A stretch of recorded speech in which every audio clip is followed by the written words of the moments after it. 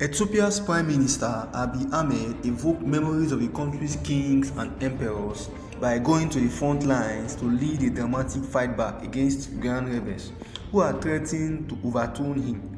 In an extraordinary scene for a man who had declared the 100th winner of the Nobel Peace Prize in 2019, Mr. Abiy was videoed and photographed in military fatigue, walking through bushy and mountainous terrain, scanning the horizon with the binoculars and addressing soldiers under a clumsy of trees.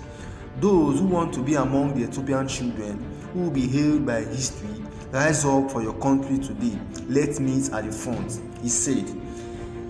Kjetil Tonvoy, a professor in conflict studies at the Oslo News University College in Norway, said there was no doubt that Mr. Abiy's decision helped turn the tides against the Tigray People's Liberation Front (TPLF), though the photo suggests that he was close to the front lines and not on the actual battlefield fighting. His decision paid off, he said.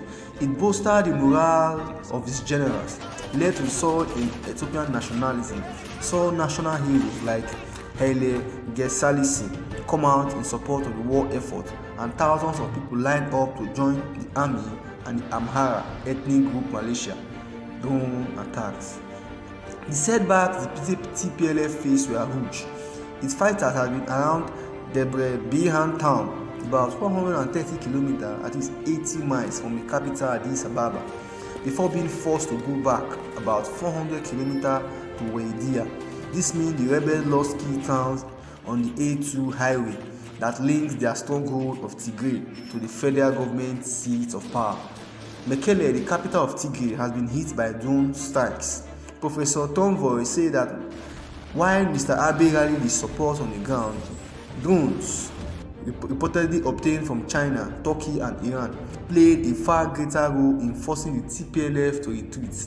China's Winglong 2 allegedly proved to be the drone with the highest military capacity to take out tanks, heavy artillery and to drop bombs against foot soldiers in open terrain.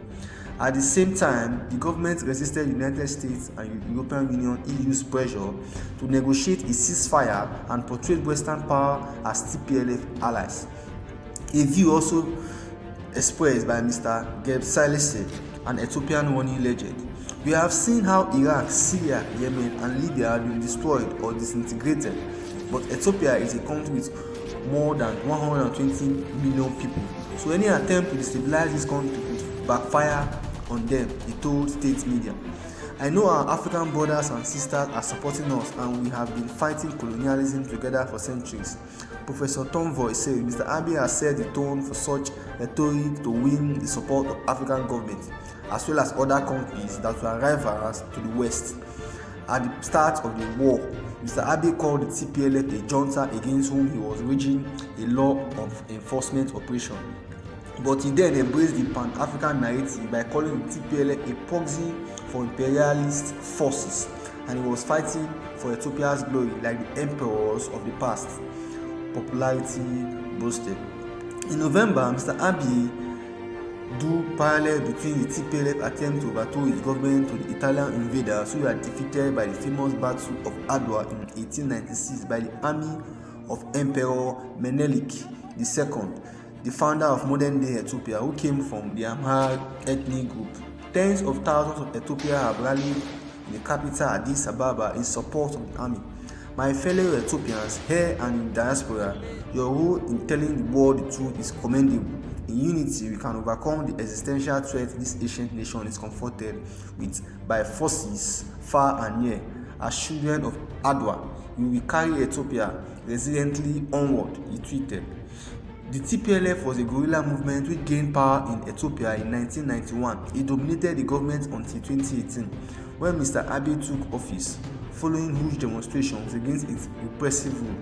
It then retreated to the stronghold of Tigray, from where it launched a rebellion last year, following massive fallout with Mr. Abiy over his reform. The UK-based Horn of Africa analyst Abdurrahman Sayed said Mr. Abiy earned the respect of many Ethiopians by going to the front lines to spearhead the resistance, and his popularity has been faltering as the rebel advanced. By abandoning his official residence and joining his army, Mr. Abiy sent the message that he was prepared to die for Ethiopia if necessary. He said, Emperor Menelik II's victory in the Battle of Adwa in 1896 is commemorated each year in March. He is quite obsessed with the history of Ethiopia's king, and he once told his audience that his mother predicted he will rise to become the 7th king. The kings used to lead their armies into battle, and he has done something similar. Professor Tonvoll said Mr. Abiy's actions were unprecedented for a Nobel Peace Laureate, an honor bestowed on him in 2019 for ending hostilities with Eritrea and introducing political reforms in Ethiopia after decades of state repression. Barack Obama won the prize after he became United States President and waged a drone war in Afghanistan, but he sat in the war room of the White House. Mr. Abiy is the first one to go close to the front line battle for the key road. Mr. Abiy initially went in late November to the Eastern Front, where special forces and militias from Ethiopia's Afar region had already inflicted heavy losses on the TPLF. The Afar and the next door neighbor of the Tigrayans. Traditionally, they are considered to be warriors. Almost every Afar man would have a gun from the age of 15. They mounted a strong resistance against the TPLF, and for the first time, Afar women took part in the fighting.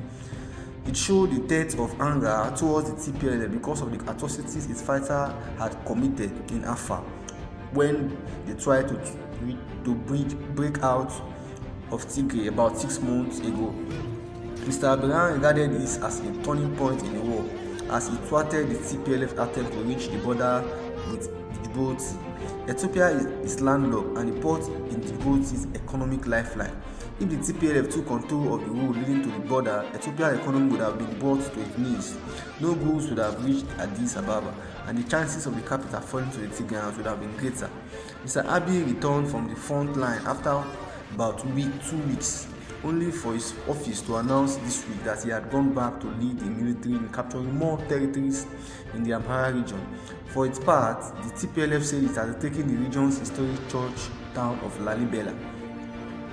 For Professor Tonvoll, the Ethiopian leader may have managed to hold on to power, but he has tarnished the global image. The ultimate objective of Nobel Peace Laureate should be peace. But Mr. Abiy has repeatedly rejected call for ceasefire, and his troops have committed widespread atrocity. But Mr. Abdurrahman said Mr. Abiy had no choice but to fight, as the TPLF had been determined to regain power through force. We don't know how long this war will carry on and how it will end, but Mr. Abiy has shown that he is no pushover. The war continues, and Ethiopia is still in crisis. Though Mr. Abiy have boosted the morale of the soldier by going to the front line, the TPLF have retreated a bit, but there is still bit advancing.